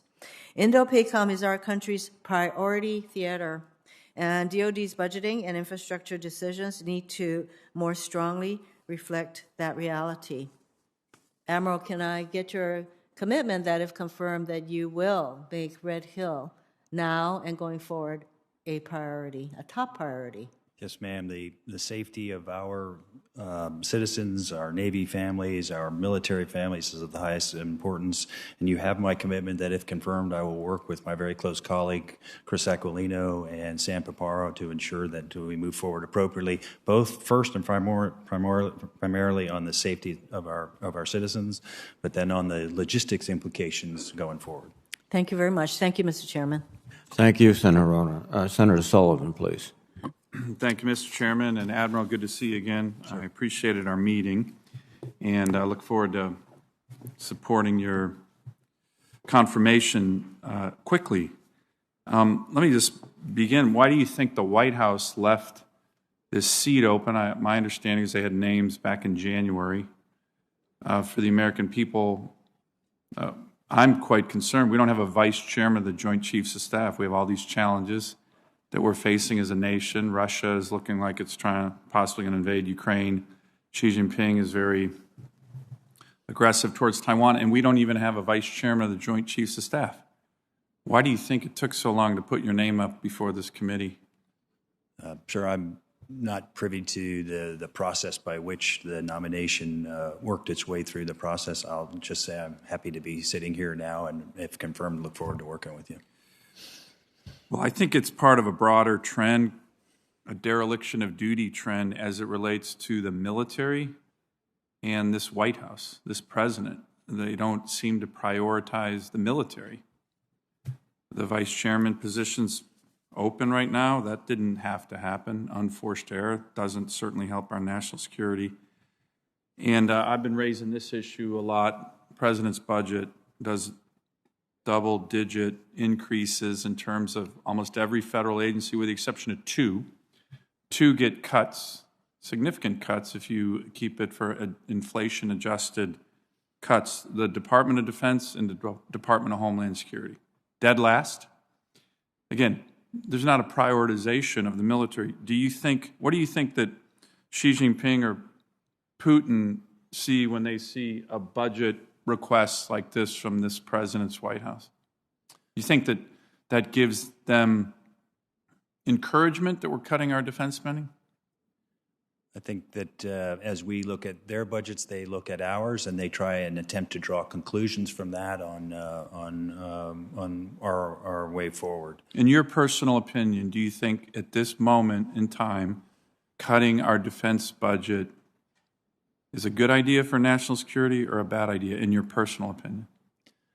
I think that there are many significant national security challenges around the world, and that you need a Department of Defense budget that was able to meet those challenges, not just now, but going forward. Does cutting the department's budget do that? I think in your personal opinion. Yeah,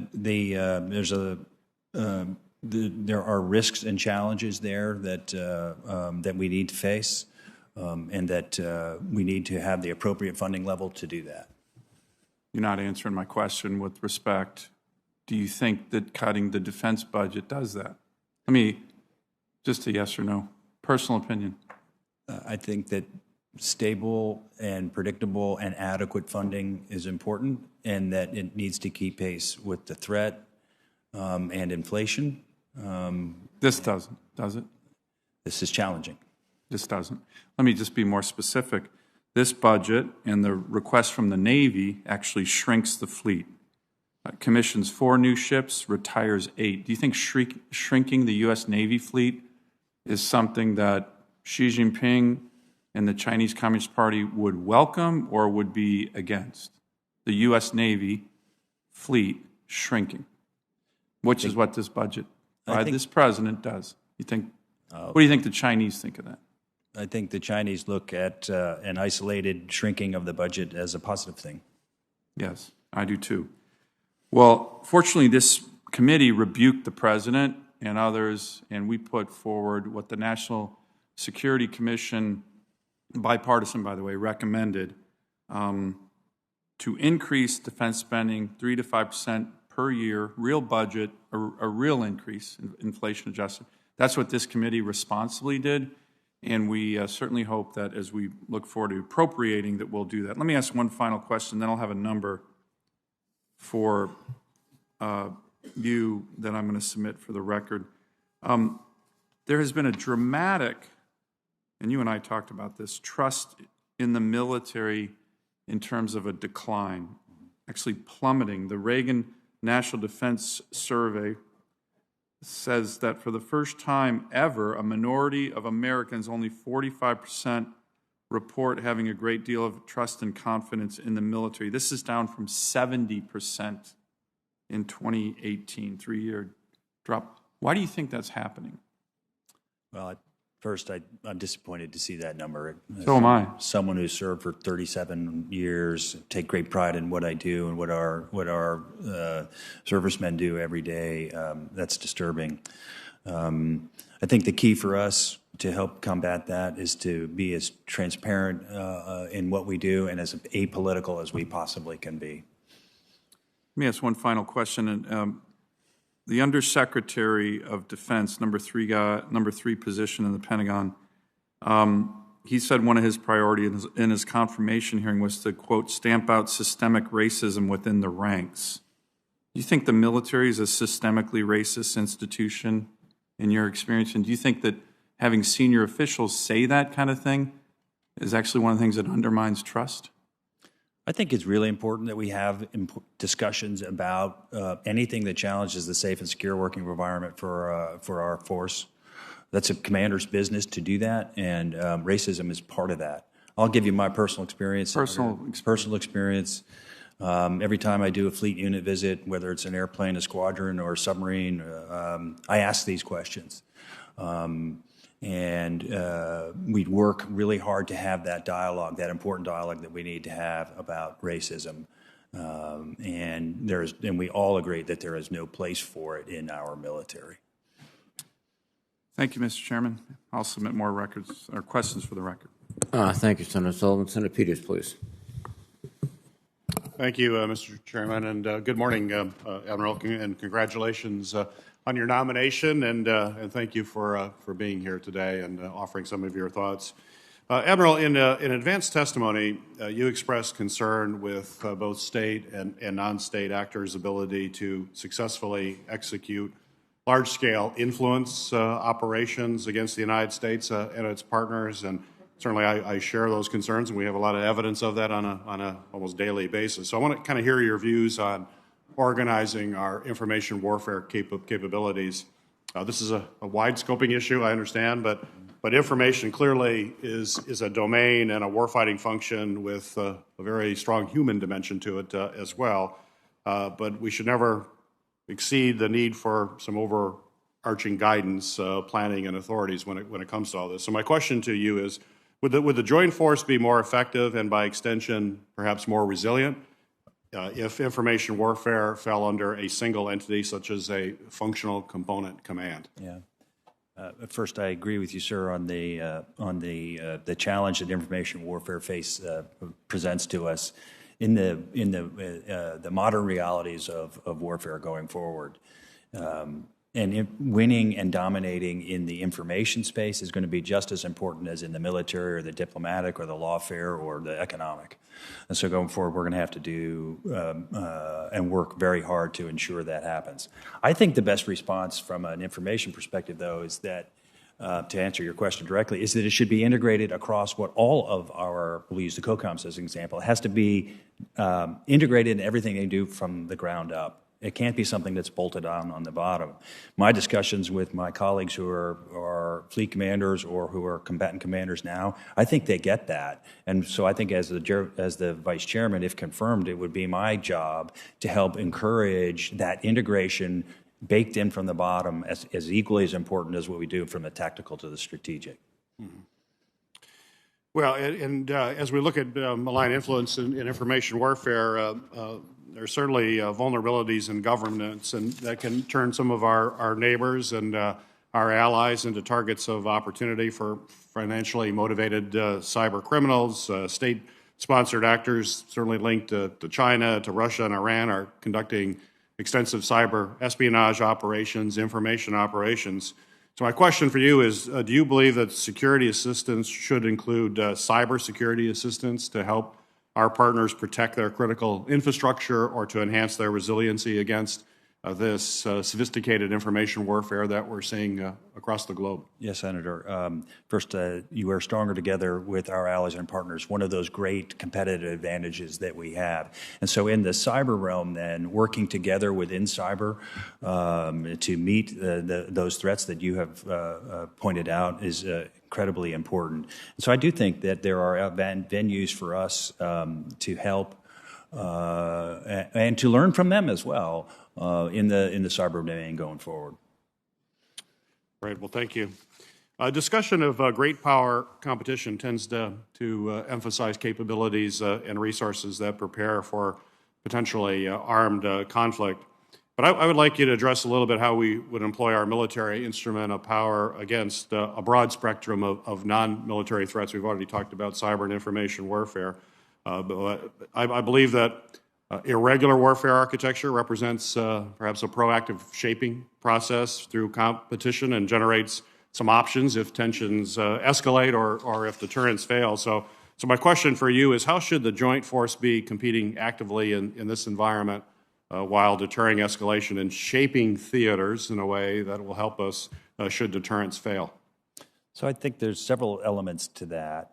One, working with our allies and partners is absolutely critical. So that's one. Two, there's a value to being there and to being able to work with them as situations arise. Things like theater security cooperation, which allows us to train together, to exercise together. Things like the IMET program that allow us to share best practices and democratic values are important. And then to your point about boots on the ground, perhaps, I'll use the Seabees as an example. They do fantastic work around the world, helping share those cultural values and help us learn about the battle space that we're going to operate in.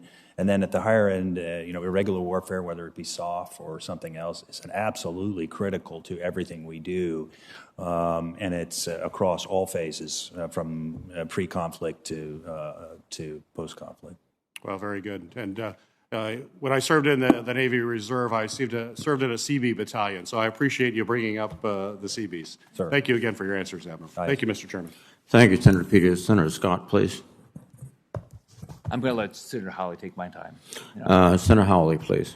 Thank you very much, Mr. Chairman, and thank you, Senator Scott. That's kind of you. Admiral, I want to come back to something you said earlier. You talked about China being the pacing threat, Indo-PACOM being the pacing theater, and that, with that in mind, let me just point out that the threat of a Chinese invasion of Taiwan continues to grow rapidly, but the resources that are available to the department to counter and deter that threat are not. Given that, is it fair to say that DoD needs to be doing less in lower priority theaters so it can use its scarce resources to do more, to do what we need to do to deter China in the Indo-Pacific?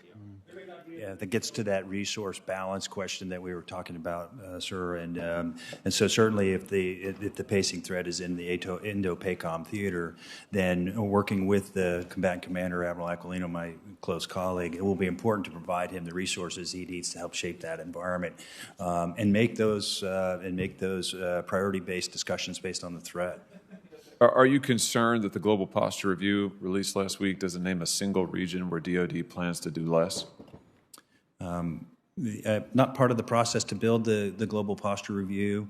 What I do like about the Global Posture Review is that it provides a disciplined framework to have those priority-based discussions that you talked about.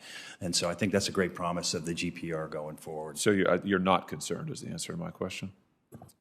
I think there's room for us to work within the discipline process that they lay out to have further discussions about those priorities, challenges that you referenced. Well, I just want to say that I'm very concerned by the Global Posture Review. The overwhelming message, I think, sent by the review is that our posture abroad doesn't require any changes at all.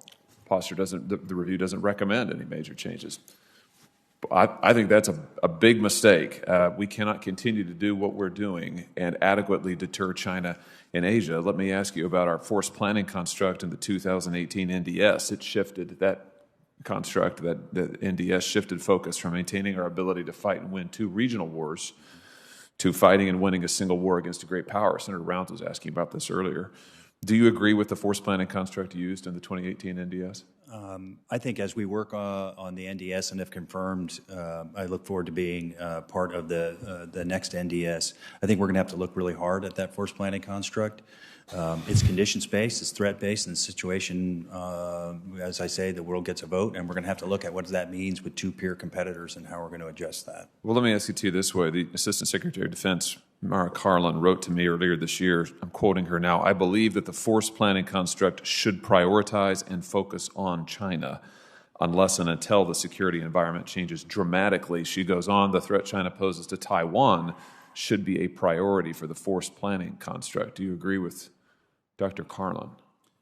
Haven't had a chance to sit down with Dr. Carlin to talk about that, but I do agree that the pacing threat and the challenges that we most face is in the Indo-PACOM region.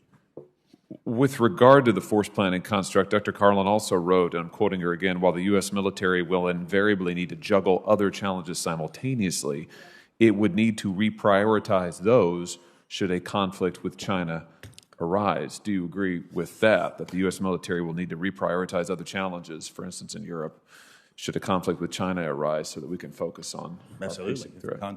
If conflict arises, we're going to have to provide all that we can to win that conflict. And you think that China should be the priority even in the event of simultaneous conflicts? Again, conditions-based. Well, I don't know what that means, with all due respect, Admiral. You said that several times now, and frankly, you're evading my questions. You haven't given me a straight answer on any of my questions yet. I've asked you about the Global Posture Review repeatedly. I've asked you about the 2018 NDS. So far, you haven't answered me on any of them. So let's try for a yes or a no. Let me just back up and let's try again. The 2018 NDS, the force planning construct used in that, shifting away from multiple conflicts to winning one great power conflict. Do you agree with that, yes or no? I agree that it needs to be reviewed. So that sounds like you don't agree with it currently, and you think that it's subject to revision. Is that right? So what I offer, Senator, is that going forward, if confirmed as the Vice Chairman, I'll have an ability to help contribute to that dialogue as we look at the force planning construct going forward. Well, I'd say this. If I can't get any further clarity from you on this, and if your position is in fact that you want to abandon the 2018 NDS force posture, you won't be confirmed with my vote. Let me ask you about the situation in Taiwan. Taiwan needs to be able to field cost-effective and resilient asymmetrical defense capabilities as quickly as possible in order to strengthen their deterrence against a Chinese invasion. Do you agree with that? I agree that asymmetric tools that they can bring to that fight would be of great value. My time has expired. I'm going to have a number of more questions for you, Admiral, for the record, and frankly, I'm disappointed in your answers today. Thank you, Mr. Chairman. Thank you, Senator Hawley. Now let me recognize via WebEx Senator Manchin. Thank you, Admiral. I appreciate it very much. I also enjoyed our conversation that we had before Thanksgiving, and congratulations on your nomination, and I'm sure you're going to be confirmed, sir, without any problems. With that, I'd like to know a little bit. First of all, we do an awful lot of the training in West Virginia, and we have had a tremendous opportunity to work with special ops, and we're hoping, as you're all looking into that some of the other branches of service can use or look at our state from the standpoint of the effectiveness and the cost effectiveness, especially, and a location being so close to D.C. And I don't know if you've had a chance to visit some of the operations we have. If not, we'd like to bring you and show you what we have been able to develop here.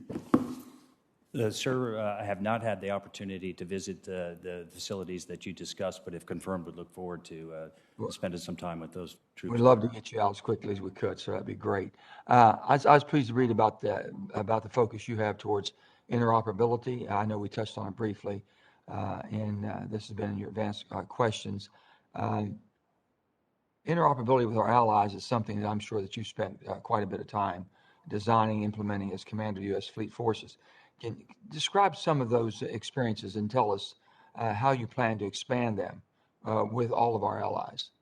Yes, Senator, thanks. The key issue for me as the Fleet Forces Commander or as Sixth Fleet and Strike Force NATO was to build interoperability so that we could fight together, but not interoperability for interoperability's sake, but interoperability for integration so that we could work better, we could fight better together immediately. Interoperability is one thing. Integration is where we need to go and work and train together. So if confirmed as the Vice Chairman, it will be a high priority of me to work with our allies and partners on interoperability as it leads to integration and then our ability to fight and win together. So also Cyber Command, Space Command are two of the combatant commands that influence nearly every weapon and support system in our inventory. Tell me, if you will, your plan to resource each of them as the challenges and capabilities in these domain increases. Yeah, sir, thank you. And working within the space domain is absolutely critical and a very high priority. It underpins everything we do as a military, just as our military underpins what we need to do in space. So if confirmed as the Vice Chairman, space as a domain, and it's important to recognize that it is a domain like everything else, will be a high priority for us, for me, going forward, if confirmed. I'm going to ask you just a hypothetical question because I know it might be a little bit out of your domain, but with what we see going on in China and Taiwan and the South China Sea, and also what we see going on now with Russia, Ukraine, do you have any comments or any thoughts on that would be kind of helpful in our deliberations? Yes, Senator, thank you. I think if you start with Russia in Crimea and with Ukraine, it's a very dangerous and destabilizing situation that we're working our way through. It's important for us to ensure that we work with our NATO partners and continue to recognize the challenges that are faced by Russian activity in that area of the world, and then remain rock solid in our commitment to Ukrainian sovereignty, to Ukrainian self-determination, and their larger goals of ultimately perhaps moving forward with alliances and whatnot. I think in the Western Pacific, the challenges are equally important. As we have discussed, that's the pacing threat in the Pacific and in Indo-PACOM, and we're going to have to meet those on a daily basis. Again, two peer competitors. We're going to have to balance those going forward. Very quickly on the other one, sir. As a commander, I'm interested to hear about any concerns you may have in logistical capabilities or the capacity to surge necessary combat power to any part of the region, but if need in regions that if we needed to combat a North Korean or a near-peer aggression, what would be your thoughts on that, and how do you think we can meet those concerns? Yes, sir. I think contested logistics is an incredibly important part of our theory of the fight going forward. I think that's why we recognize that it is one of the four pillars of the new joint warfighting construct. And so contested logistics, whether it allows us to fight in Korea or in the Indo-Pacific or even in Europe, is going to be incredibly important to what we do. We're pretty good at logistics, but there's room to improve, and that's why it's such an important pillar of the joint warfighting construct. Let me thank you again for your service and also your continued willingness to serve, and I look forward to voting for your confirmation, sir. Thank you. Yes, sir. Thanks. Thank you, Senator Manchin. Senator Scott, please. Well, first off, Admiral Grady, it's nice to see a Navy guy do well. Yes, sir. So, congratulations on your nomination, and thanks for your willingness to serve. So, I think we talked about this the other day. My top concern is both Communist China and Russia. And so, my first question is, without disclosing any classified information, what examples can you provide that show that this administration is doing everything it can to prepare the U.S. to deter and potentially defeat these adversaries in the field, in any field they may challenge us in? Yes, sir. I think a really good example of deterrence is our ability to work with our allies and partners in a very robust exercise and training series.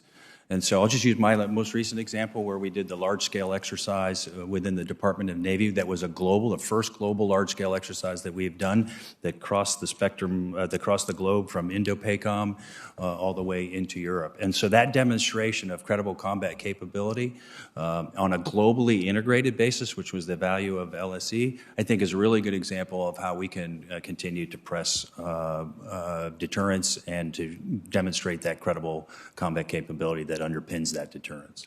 Thanks. Do you agree that we've seen Communist China significantly increase its use of aggressive military tactics since President Biden took office? And do you agree that Communist China's behaviors, especially what we're watching in Taiwan, have grown more bold this year?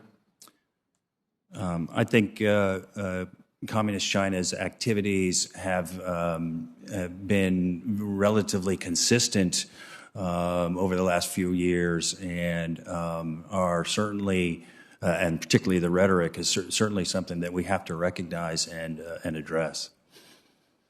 As we talked the other day, I've introduced the Taiwan Invasion Prevention Act, which would eliminate the ambiguity. It basically says we're going to defend Taiwan. Would one, do you agree with that? And two, would it make your job easier if it was clear exactly what your obligations are?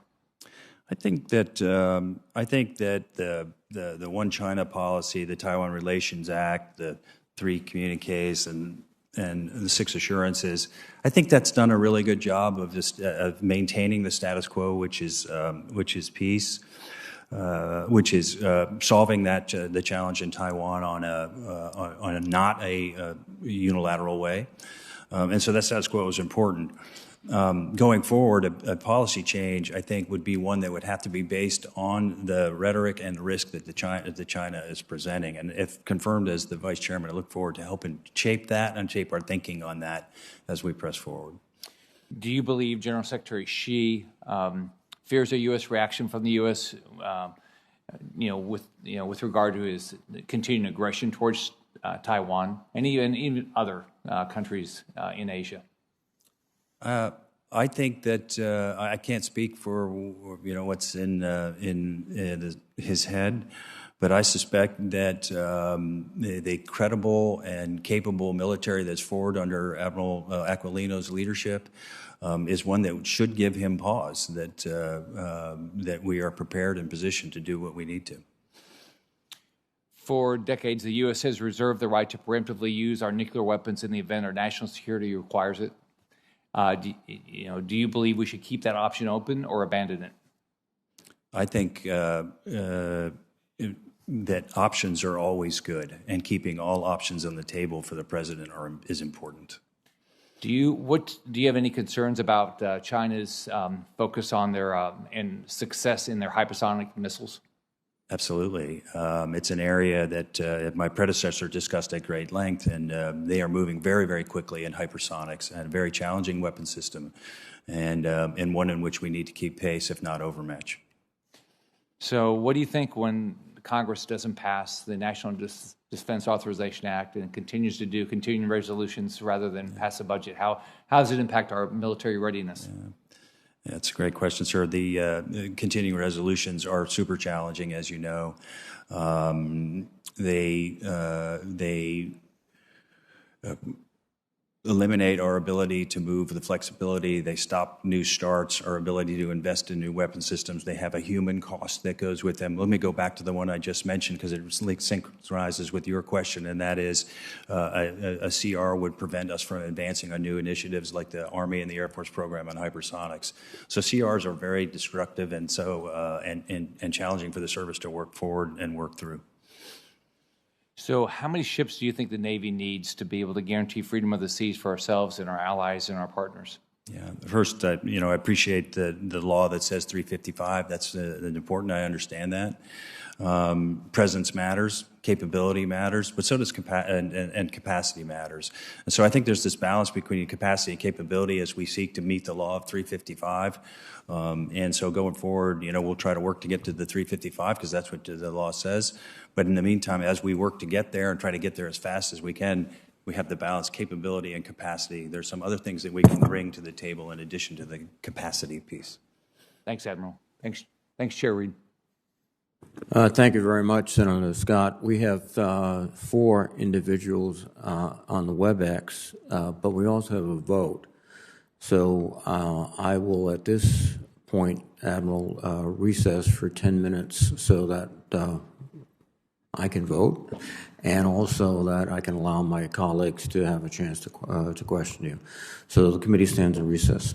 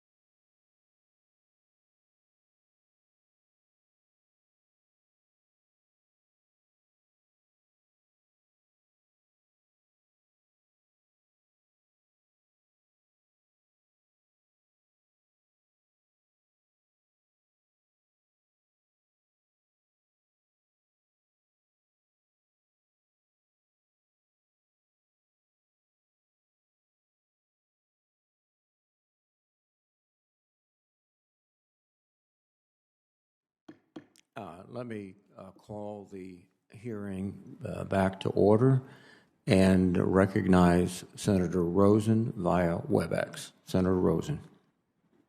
Thank you, Chairman Reed and Ranking Member Inhofe.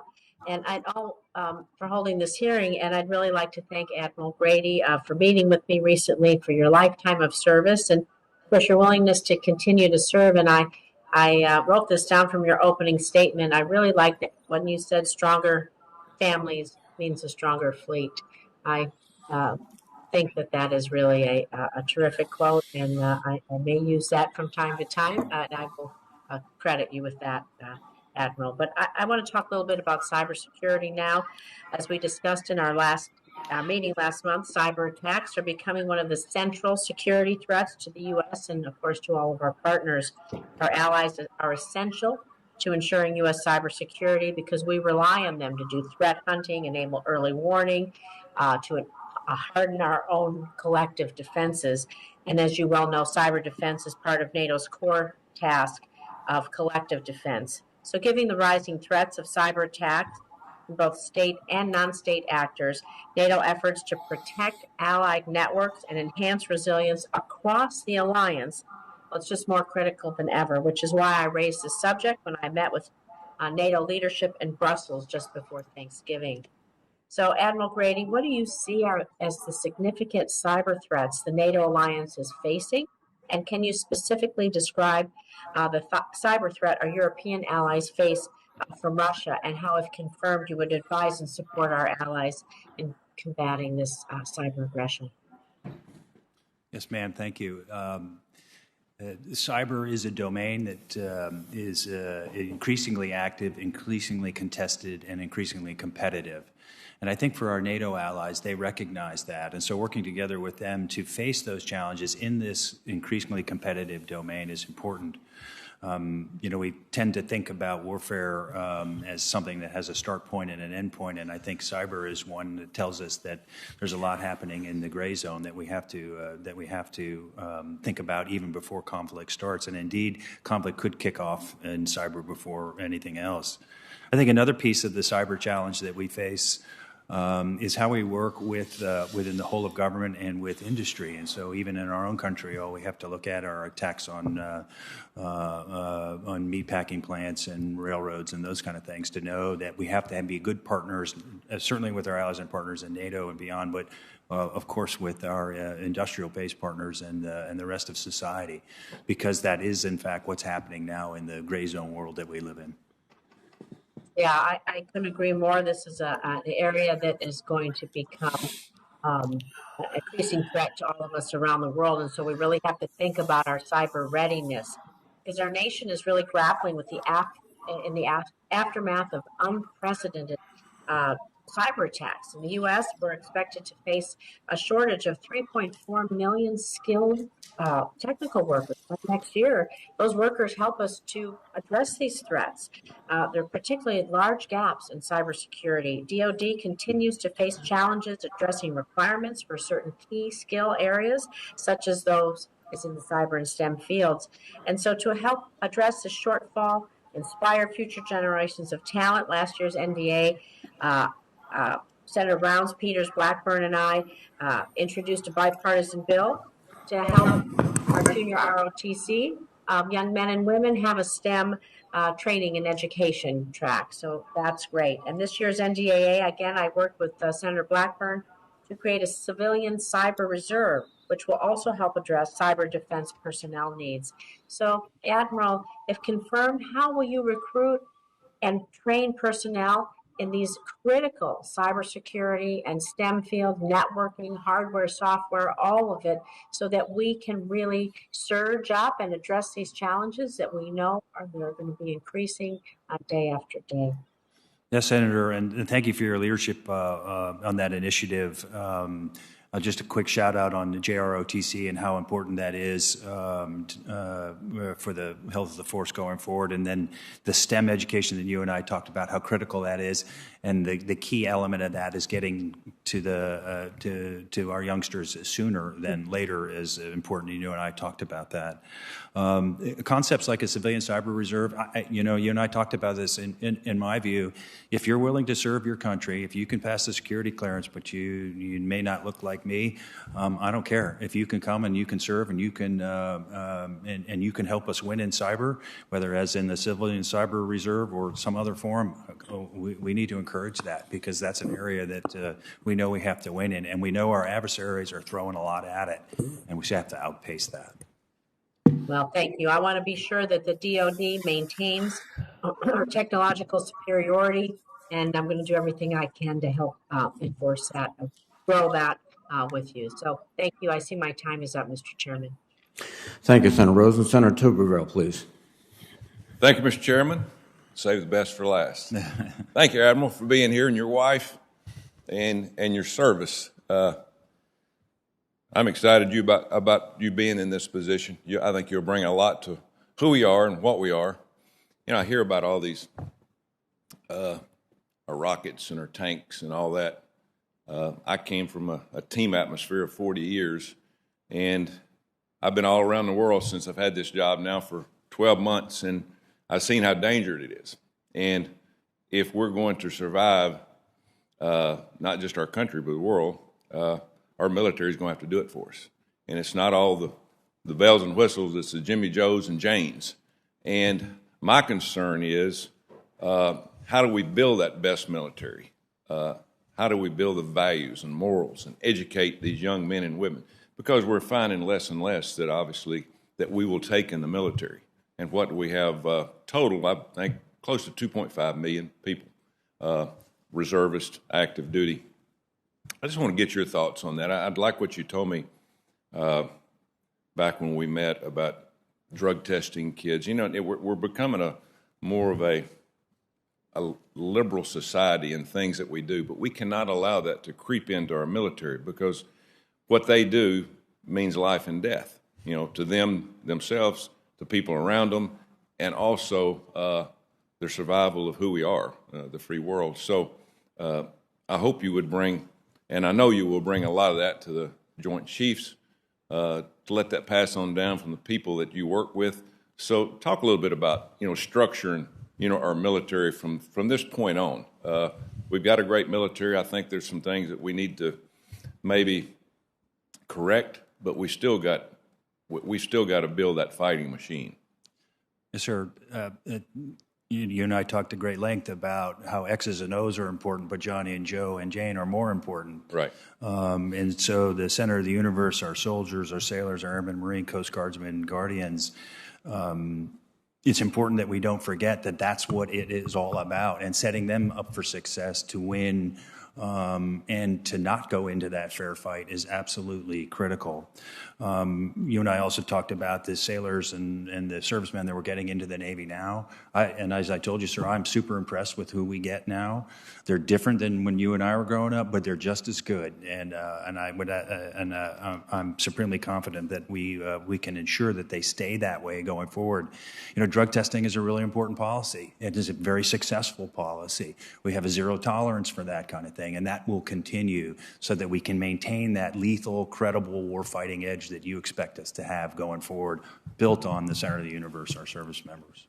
Yeah, well, thank you, and I know you'll do a great job. Look forward to you being a huge part of what we do and working with you for the next few years. And by the way, Merry Christmas. It's almost here. Thank you.